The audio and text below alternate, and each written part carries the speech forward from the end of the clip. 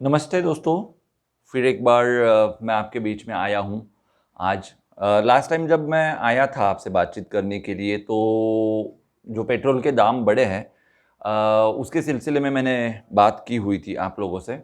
और आज मैं उसी टॉपिक को थोड़ा-सा आगे बढ़ाना चाहता हूँ क्योंकि जिन लोगों को पर्सनली मैंने वो वीडियो शेयर किया था उन लोगों ने कुछ क्वेरीज़ की है और मुझे लगता है कि उनके जवाब देने चाहिए। वैसे भी मैं सोच ही रहा था कि उस टॉपिक पर जो है वो विस्तृत से बात की जाए। तो बात ये है कि हम लोग जो है पेट्रोल के दाम जो चुकाते हैं, मतलब जो पेट्रोल हम परचेज़ करते हैं उसमें बहुत सारा हिस्सा टैक्सेशन का होता है। ये आजकल सब लोगों को पता चल चुका है कि उसमें बहुत सारा जो हिस्सा है वो टैक्सेशन का होता है। यानी कि अगर टैक्सेशन को हटाया जाए, सिर्फ़ बिज़नेस के तौर पर अगर तेल को देखा जाए तो शायद हो सकता है कि 30, 35 या 40 रुपीज़ में आपको तेल जो है, पेट्रोल जो है वो मिल जाए। लेकिन टैक्सेशन, तो सवाल ये पैदा होता है कि कुछ लोग जो है वो ऑलरेडी टैक्स पे करते हैं, जिनको टैक्स पेयर बोला जाता है। जिनकी इनकम सालाना 6 लाख, 5 लाख से ज़्यादा है, उन उन लोगों को सरकार को टैक्स देना पड़ता है और उस टैक्स को इनकम टैक्स बोला जाता है। तो कुछ लोगों ने ये सवाल पैदा किया कि अगर हम लोग ऑलरेडी टैक्स पे करते हैं गवर्नमेंट को, तो फिर इस पेट्रोल में फिर टैक्स क्यों देना चाहिए? सेपरेटली टैक्स क्यों देना चाहिए? ये सवाल खड़ा कर दिया गया। तो मुझे लगता है कि उसका जवाब वैसे तो बहुत आसान है, लेकिन पता नहीं क्यों लोगों को समझ में नहीं आता। अब देखिए, आप वो जो टैक्स पे कर रहे हैं, इनकम टैक्स जो आप पे कर रहे हैं, वो आप इसलिए पे कर रहे हैं क्योंकि आपकी इनकम ज़्यादा है।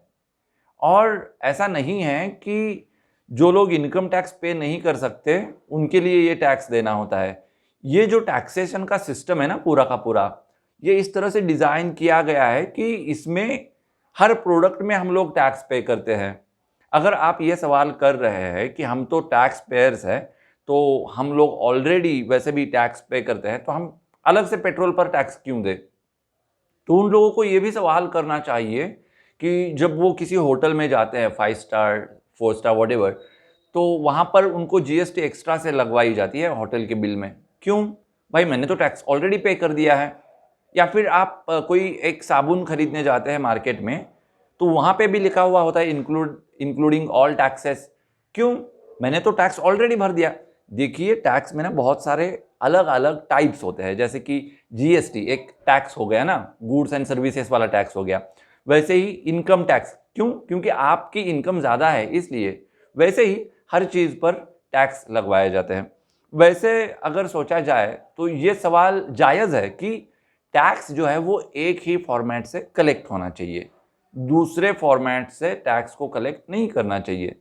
तो कुछ लोगों ने आइडिया ये दिया हुआ था कि अगर आप लोग जो है ट्रांज़ैक्शन पर टैक्स लगवाते हैं, जो भी आपका बैंकिंग का ट्रांज़ैक्शन रहेगा, उस पर अगर आप टैक्स लगवाते हैं, तो काफ़ी आसान हो जाएगा। उसके बाद में आपको अलग से टैक्सेस लगवाने नहीं पड़ेंगे।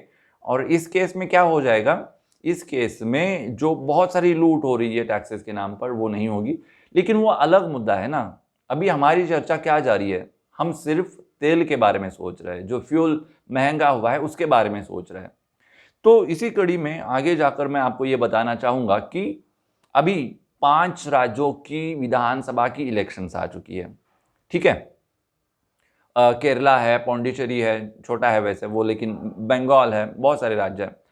तो इन राज्यों में अगर चुनाव हो रहे हैं, तो सरकार टैक्स क्यों बढ़ाएगी? मतलब तेल के दाम क्यों बढ़ाएगी? सोचने लायक बात है कि नहीं? मान लीजिए इसी दौरान अगर तेल की कीमतें बहुत कम होती, तो ये लोग क्या कहते? इलेक्शंस आए हैं ना जनाब, इसीलिए कम कर दिए गए हैं कीमतें। कहते कि नहीं? ऐसा नहीं होता, अलग सिस्टम होती है। और इसलिए आपको ये मानना पड़ेगा, इलेक्शंस के होते हुए भी अगर तेल के दाम इतने ज़्यादा बढ़ रहे हैं, तो उसमें कोई ना कोई तो पॉइंट ज़रूर है। वो पॉइंट वैसे मैंने पिछले वाले वीडियो में एक्सप्लेन किया हुआ है। और अगर आपने मेरा पिछला वाला वीडियो नहीं देखा है, तो उसकी लिंक जो है वो मैं इस वीडियो के डिस्क्रिप्शन में डाल दूँगा। वहाँ से आप उस वीडियो को देख सकते हैं। ठीक है? अब और एक सवाल का जवाब मैं देना चाहता हूँ। मेरा नाम अक्षय कुलकर्णी, एक बहुत ही सीधा सादा सा बंदा हूँ, मिडिल क्लास फैमिली से भी नीचे बिलोंग करता हूँ। मेरा सरकार से कोई ताल्लुक नहीं है, मेरा कोई पॉलिटिकल इन्फ्लुएंस नहीं है, फिर भी मैं सरकार की वकीली क्यों करता हूँ? ये सवाल बहुत लोगों के दिमाग में आता है। तो मैं उन सब लोगों को बताना चाहता हूँ कि मैं खुद को एक रिस्पॉन्सिबल सिटीजन मानता हूँ, ठीक है?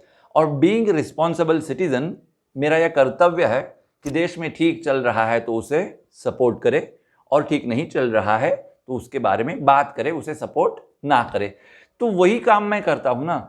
जो मुझे सही लगता है उसके ऊपर मैं कमेंट करता हूँ, जो मुझे सही नहीं लगता उसके ऊपर मैं बताता हूँ कि ये मुझे अच्छा नहीं लगा है। और ये अगर मैं नहीं बताऊंगा तो बहुत सारे ऐसे लोग हैं जो इस तरह से नहीं सोचते, उनको कैसे पता चलेगा? तो कुछ लोग उनको गुमराह कर सकते हैं। तो इसलिए मुझे लगता है कि बीइंग अ इंडियन, इस देश का नागरिक होने के नाते मेरे शोल्डर्स पर ये जिम्मेदारी है और मैं उस जिम्मेदारी को बखूबी निभाऊं। बस यही मेरा एक एस्पेक्ट होता है जिसकी वजह से मैं इस टाइप के वीडियोस बनाता हूं। आपने नोटिस किया होगा कुछ दिनों से मैं थोड़े ज़्यादा वीडियोस बनाने लगा हूं, मोस्ट ऑफनली मैं आपसे मिलने आ रहा हूं, और अगर ये जारी रहता है तो आगे आगे बहुत अच्छा कंटेंट आपके लिए लाऊं, ये मेरा प्लानिंग है। ना सिर्फ पॉलिटिक्स के अलावा भी बहुत सारे इश्यूज़ है जहाँ पर मुझे बात करना बहुत अच्छा लगता है, जैसे कि म्यूज़िक है, बहुत अच्छी फिल्में हैं, रेडियो मेरा पैशन, उसके बारे में मुझे आप सबसे बातें करनी है। तो आपने आज तक जो भी सपोर्ट मुझे दिया है, thank you very much for that. मैं हाथ जोड़कर आपको थैंक्स कहता हूँ।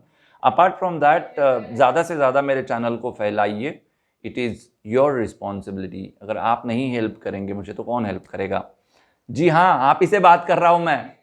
तो ज़्यादा से ज़्यादा आप मेरे वीडियोस देखें, ज़्यादा से ज़्यादा शेयर करें, लोगों को बताइए कि इस टाइप का एक यूट्यूब चैनल है, इसे सब्सक्राइब करें, क्योंकि इस टाइप की बातें मैं हर वीडियो में नहीं करता। कुछ ही वीडियोस होते हैं जिन वीडियोस में मैं इस तरह की बातें करता हूँ। खैर, मुझे लगता है कि आज मुझे यहाँ पर रुकना चाहिए, तो यहाँ पर मैं आज कहूँगा आपको नमस्कार, और फिर मिलने आऊँगा एक दूसरे वीडियो में। तब तक आप सब लोग ख्याल रखिए आपका, और मेरा इंतज़ार करिए। नमस्ते।